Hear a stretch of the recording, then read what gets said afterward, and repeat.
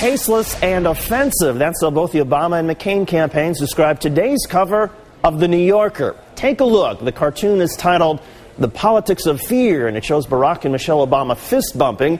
Michelle is carrying an AK-47, and the senator is wearing a turban and Muslim dress. An American flag is burning in the fireplace beneath what looks like a portrait of Osama bin Laden on the mantle. Critics say the latest cover of The New Yorker is feeding into fear tactics. And earlier on MSNBC, the senior editor of The New Yorker called the cartoon simply satire.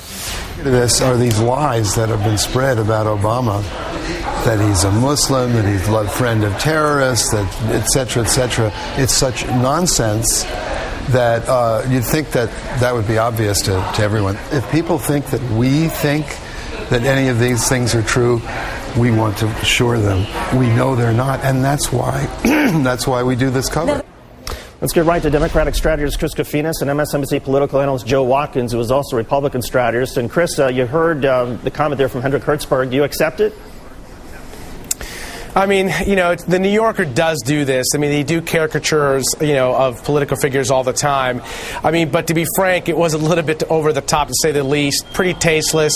I think something that, you know, didn't need to be done, but, you know, they're a magazine. They're trying to sell their magazines. At the end of the day, I don't think this is really going to grab many people's attentions. It's kind of a limited audience who read the New Yorker to begin with, to be frank, and I think that's where it's going to be. And by the way, to get to Senator Obama's reaction, NBC's Athena Jones asked the senator about the cover last night.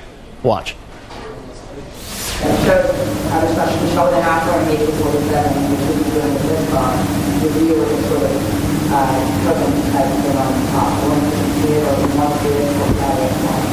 have no response to it. Well, you can clearly hear people, reporters who are at the news conference said you could detect the hostility in the senator's voice. Joe, what do you make of this whole controversy? And in some weird sort of way, are you the least bit worried that maybe this rebounds to help Barack Obama by generating some sympathy for him? No, I don't think it helps him. It hurts him. I think it's mean-spirited. It was meant to be funny, but it's not very funny at all. Good humor is understood by everybody, not just by a select few.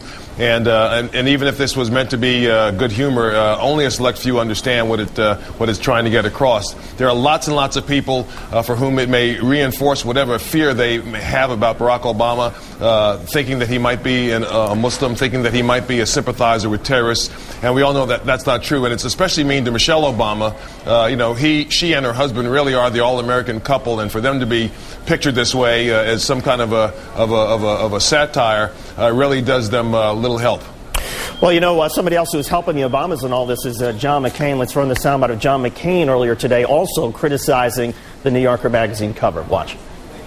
I just saw a picture of it on television. I think it's totally inappropriate, and frankly, I understand if Senator Obama and his supporters would find it offensive. Chris Kofinas, is there any upside to this?